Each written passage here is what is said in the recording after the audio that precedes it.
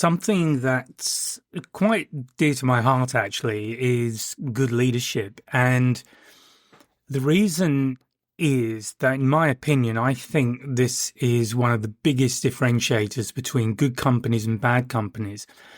And it's not simply about having a good working environment, having an environment where staff members, however you want to describe them,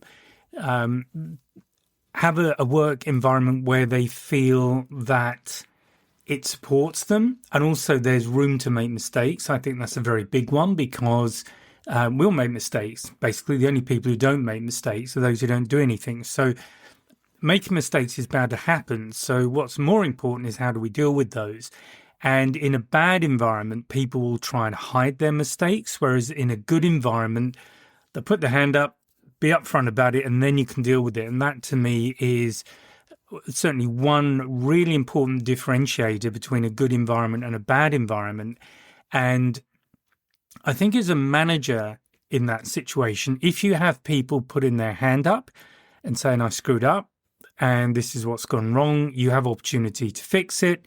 It might be just something to do with that person. It might be coaching. It might be changing company procedures, however it's done.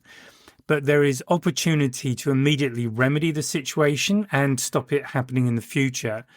If you have the kind of situation where people are fearful of owning up to a mistake and they try and cover it up, you just don't know how much rot is getting into that organization. I will guarantee it will be a lot.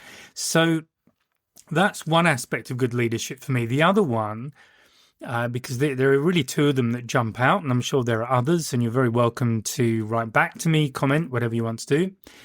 But the other one is staff retention. And for a lot of companies, it's a big issue. It's something that I've heard companies brag about sometimes, but the company I have in mind, they had a certain group of people in a support type environment, and without wanting to sound unfair about them, they'd probably have difficulty finding jobs elsewhere. They wouldn't really know how to even go about it. Whereas the people at the sort of pointy end of the business, the salespeople, they had a revolving door of staff, and it was causing a lot of disruption to the business because obviously I'm doing this from the perspective of sales and sales management. And if you're losing salespeople, what tends to happen is, first of all, for clients who are long-term clients, you want to have a good relationship with them, a nice steady relationship. And a lot of the people that you're going to be dealing with as clients tend to identify a particular person with a particular company, and they don't like it when that person changes. They kind of draw back a little bit, and if you get it happening too regularly, you're really going to undermine that relationship with that client. So that's the first problem with the revolving door. Secondly, with taking on any new hire, it takes somebody a little bit of time to get fully up to speed. It might be on the products or the solutions that you're offering. It might be on company procedures, how different things are done, whatever it is. But there is always that lead time where if you are the manager responsible for them, typically it will fall to you to make sure that they have the support they need, they have the education they need, and that they're settling in okay, and they're kind of fitting in, and hopefully you're going to have a good long-term relationship. If you have staff continuously leaving, then you are constantly in that recruiting phase, in that new starter phase, and that takes up a lot of time. And I can vouch for that from my own experience. And certainly recruiting is just one of those activities I absolutely hated. It would just stop me from doing my main job, which was to make money for the business, for my staff, for myself. And I was constantly having to go off and go through resumes. Even if somebody had pre-screened candidates for me, I would often find that the people who were doing the recruiting really didn't understand what I wanted unless I sat down with them first, had a good face-to-face, and then we could go somewhere productive. If I even had a guy turn up for an interview, which I didn't even know about, the recruiter decided to just send him along. So the point is, there's a lot of distractions that stop you as the sales manager, as the leader in that part of the business, to get on and do your job. The constant distractions. And of course, what can also happen is you have gaps where the previous salesperson has left, you haven't got the new person in place. So how do you cover that gap? Do you get other salespeople to fill in? And then you've got to deal with how they're rewarded because they're having to take time away from their people. Something I would often do because I was dealing with, this was in Australia, so it's quite hard actually for other salespeople to cover because geographically you're well split up. We tended to have sales staff focused on certain states, and that's quite a large physical area. So more often than not, it would lead to me following up inquiries and doing sales calls to plug that gap, which of course took me even further away from the job I wanted to be doing. So I think understanding leadership, particularly as a sales manager, and look, I don't know if you're listening to this, if you are a sales manager, if you've been a sales manager for a long time, if you're very new to the role. And the purpose of this is simply to share some insights I've got from my experience of doing it. And hopefully they will resonate with you. Maybe they won't. But there you go. The information is there. So one of the first things that I learned as a manager is that the most important thing you can do is to let your staff feel heard, because there are always issues. From time to time, issues are going to come up. It might be about a commission. It might be if it's a split commission, if something's happened, if a sailor's gone to one area, but a guy in another area did all the work, or a lady in the other area did all the work. All these kind of things. That can be part of it. It might be, there are just so many things that can come up. So as a manager, what's the most important thing to do when these things do come up? And to me, it's for that person to feel heard. So what I would do, I'm a big believer in sitting down with people face to face, and that's staff, it's clients, everybody. That's how I like to communicate with people. And I would always sit down and I would let them talk. I would listen, really listen to what they were saying and ask questions so that I was clear about exactly what the issue was from their perspective, what kind of outcome they wanted to see to resolve it. And obviously in doing that, I'm looking at, well, can I resolve any of this? And if I can resolve it, what can I resolve? Hopefully all of it, but sometimes you can't. But that to me was the key thing, to really listen. And one of the reasons that's important is that most people don't know how to listen. And I've been trained in coaching as well. And one of the, I suppose, eye-openers for me when I was doing my training was the trainer I had pointing out that for most people, if you actually sit and really listen to them, most people have never actually experienced that. And thinking about your own experience with just sharing with other people, how many times have you started to share something with someone and they've interrupted and made it about them? They'll jump in with their experience in that sort of a situation, and then they're off on a story of their own. That to me is something I experience pretty regularly, and it's really unusual for someone to sit and listen to what I have to say. And I often find that if I really want to share whatever it is I want to share, or whatever it is I want to tell the story of, I've almost got to fight to do that. So with staff, this is why it's so important, I believe, that as a manager and really as a leader, you listen to what people have to say. And even if you can't resolve the problem, and it may be you can't do anything, the fact that you've sat and spent the time and demonstrably listened to what that person has said can often diffuse the situation.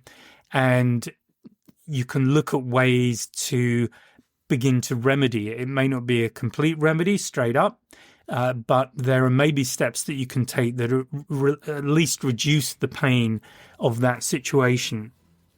So really listening to staff is, I think, very important. Another thing that I found helpful is to make sure everybody's on the same page, make sure that everyone has a clear vision about where the group is going. Now, that group might be a particular part of the business. You might have a sales manager, sales team, and maybe other people attached. So maybe some admin staff involved supporting the group, whatever the situation is. But I always like to get people together, ideally once a month. And if it was physically difficult, because in Australia, for example, I would have somebody working for me in New Zealand, and it wasn't always practical to fly them over to Sydney or Melbourne, wherever we were doing it. Usually the in-country staff, they would come over from wherever they were located, and we would maybe combine that meeting with some training, maybe joint customer visits, because sometimes it's useful for salespeople to spend time with other salespeople who they work with and then kind of debrief afterwards, because it's a way of sharing experience, learning, all those kind of things. But it does depend on personalities and people not feeling threatened by that. But having that clear vision about where the business is going, what the short-term goals are, medium-term, long-term, and giving people a view of that so that they feel not just that they're working to have more money themselves. Obviously, that's important. They want to have that.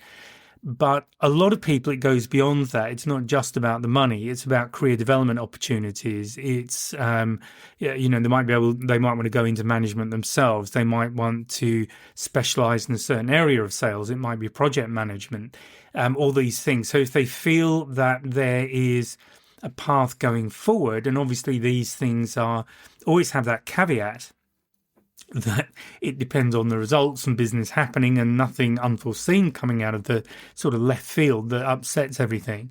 But people like to feel a part of the organization. Belonging is a really important aspect of any human interaction. So building that within a team as a manager, I think, is very important. People need to feel a part of the team. They need to feel they have a voice within the team. And also, at the end of the day, there needs to be a clear leader.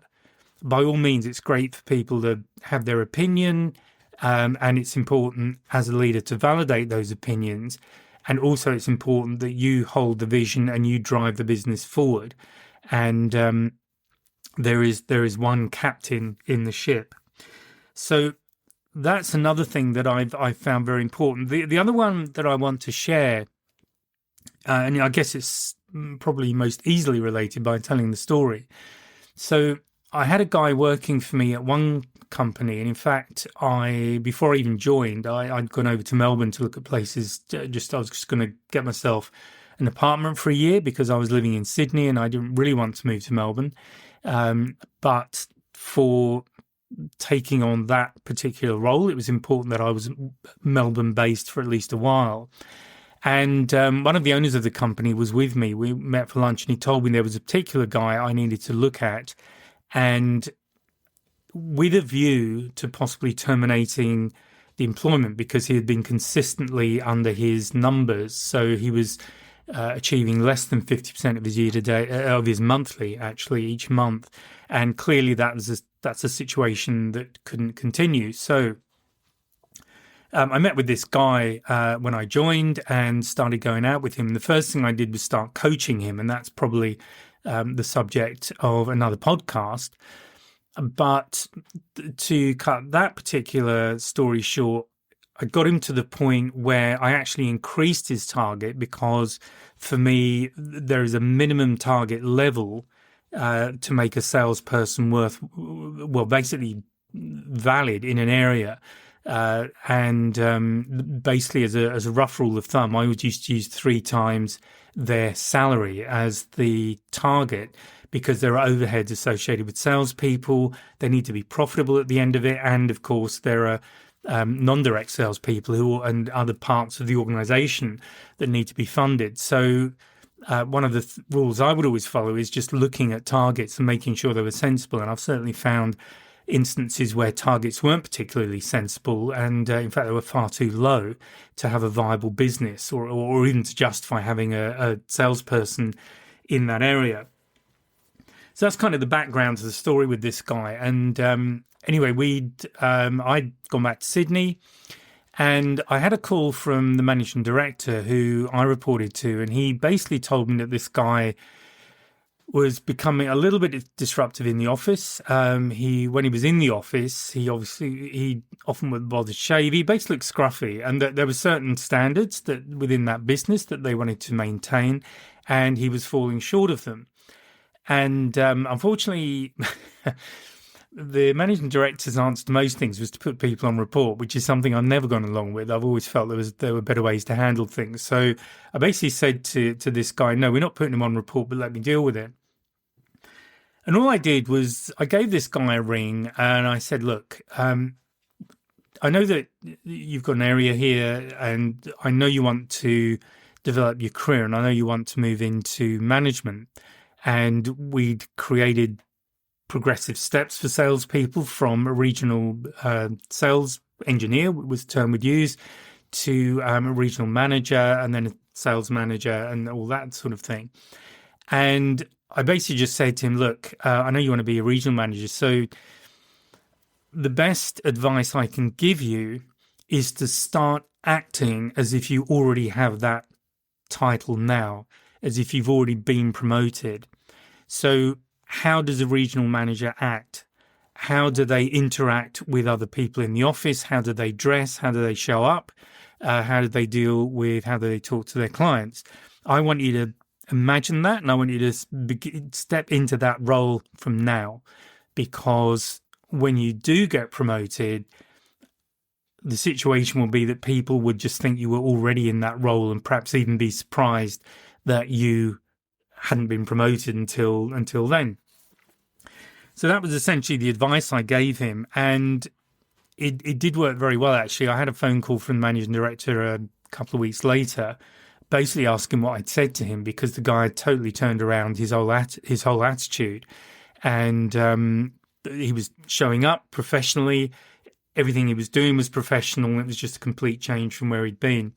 So the reason for sharing this is that I think to get the best from people, you need to understand where they want to go, what their aims are. As a good leader, it's not just about delivering the result every month, every quarter, every year for the business, but also understanding at an individual level how your team, what the individual team members aspire to. How can you build that into their professional development? Now, there may be limits, there always are, but there are always places you can take it. And I always had the view that I wanted to get a minimum of 4 years from a salesperson that I employed, because that first year you're likely to be a little bit under target or kind of at the low end of the target, unless you got really lucky.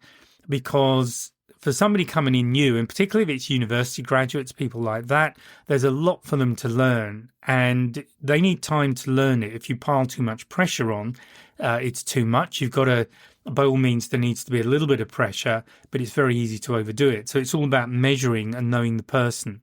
And one of the things I like to do with all of my salespeople was try and go out with them for at least one day every month. If I had to travel, then it would be a little bit longer. It would be a couple of days, 2 or 3 days. In New Zealand, I would go over there for 1 week in every 3 months. But the purpose of those visits was really to support and coach them as they needed to chat to them, have a beer, find out what's going on, find out where the problem areas are. And as I said, coaching is probably another thing to another subject, because this podcast I'm going to wind up in a moment. But it is so important to get to know your staff, they need to respect you. They need to be a clear leader, but equally they need to feel safe enough with you that if something screws up, they can come to you. And one of the things I would say to, in fact, the next senior guy to me going within the structure I have was actually quite a young guy. So he had other people within our team who were older, but I made it clear that if I wasn't available and somebody needed an authorization from somewhere, then to go to this guy. And what I said to him was, look, if it happens, give it your best shot, best decision. But always remember, first of all, you're going to make a mistake. All of us do from time to time. So don't worry about that. If you make a mistake, we will sit down together and we will take the mistake apart. I'm not going to take you apart. And I've seen some really bad sales managers and it's almost as if they can't wait to jump on the smallest mistake that their salespeople make. And to me, these are very weak people. They try to feel superior by bringing other people down. And what I've always found is that the strongest and the best people to be with are the people who allow those around them to make mistakes, and then you just sort it out. So I hope you have found that useful and maybe given you some ideas or some thoughts. And as always with the podcast, you are most welcome to drop me an email, graham@salescraft.training, with any subjects you would like me to have a chat about and share my experience. I may not be able to share much on some of them, but I'm always happy to give it my best. So that's it for now. I'll speak to you next time. If you found this podcast useful and hopefully it's got you thinking, please sign up to my mailing list. There's a link in the description where you can just sign up and I'll keep you informed of what's going on. There's also a link to a free 1-hour webinar. It's an on-demand webinar and I'll take you through 3 things you can do right now to improve your sales confidence, and that includes handling objections and closing the sale. So please check out the links and please join the mailing list, and I'll speak to you next time.